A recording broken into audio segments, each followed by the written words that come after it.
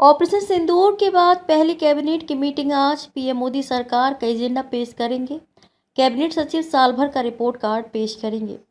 प्रधानमंत्री नरेंद्र मोदी की अगुवाई में आज केंद्रीय कैबिनेट की बैठक होगी। इस बैठक में मोदी सरकार के तीसरे कार्यकाल के पहले साल की उपलब्धि और पहलगाम हमले के बाद चलाए गए ऑपरेशन सिंदूर का रिपोर्ट कार्ड पेश करेगी। ऑपरेशन सिंदूर के बाद ये पहली कैबिनेट की बैठक है। आधिकारिक सूत्रों के मुताबिक इस बैठक की शुरुआत प्रधानमंत्री के संबोधन से होगी। इसके बाद सभी अहम मंत्रालय एक साल के कामकाज का ब्यौरा रखेंगे। बैठक के दौरान कैबिनेट सचिव डॉक्टर टीवी सोमनाथन एक साल के कार्यकाल में लिए गए संपूर्ण फैसले और डेवलपमेंट प्रोजेक्ट्स का रिपोर्ट कार्ड पेश करेंगे। इसके बाद विदेश सचिव ऑपरेशन सिंदूर पर प्रस्तुति देंगे।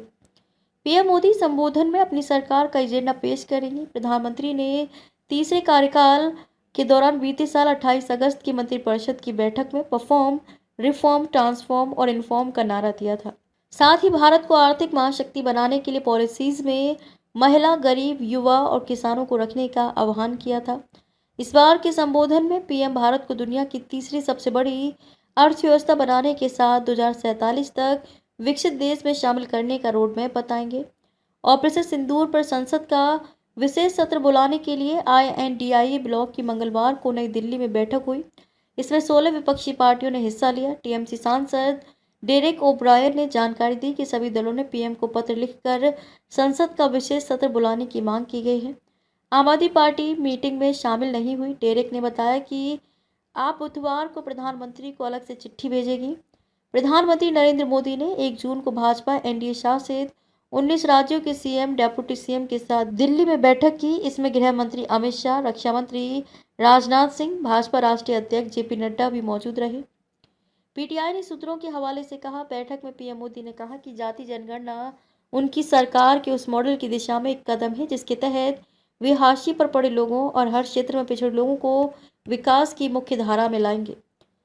भाजपा राष्ट्रीय अध्यक्ष और केंद्रीय मंत्री जेपी नड्डा ने कहा कि पहला प्रस्ताव ऑपरेशन सिंदूर को लेकर था जो प्रधानमंत्री मोदी के नेतृत्व में चलाया गया। हमारी सेना के काम की खूब सराहना की गई। यह प्रस्ताव सर्वसम्मति से पारित किया गया। नड्डा ने आगे कहा कि जाति जनगणना को लेकर भी एक प्रस्ताव पारित किया गया। सभी नेताओं ने इस पर सहमति दी और मोदी जी के इस फैसले की सराहना करते हुए उन्हें बधाई दी। 22 अप्रैल को जम्मू कश्मीर के पहलगाम में आतंकी हमला हुआ था। इसमें 26 टूरिस्ट की हत्या की गई थी। भारत ने ऑपरेशन सिंदूर के तहत पाकिस्तान और पाकिस्तान के कब्जे कश्मीर POK के 9 ठिकानों पर एयर स्ट्राइक की। इसके बाद 10 मई तक पाकिस्तान ने भारत पर ड्रोन अटैक किए थे। सीमा पर भारी गोलीबारी भी की थी। 10 मई की दोनों देशों के बीच सीजफायर की घोषणा की गई थी। ऑपरेशन सिंदूर का मकसद और पाकिस्तान का असल चेहरा दुनिया को बताने के लिए देश के 59 सांसदों को 33 देश भेजा है।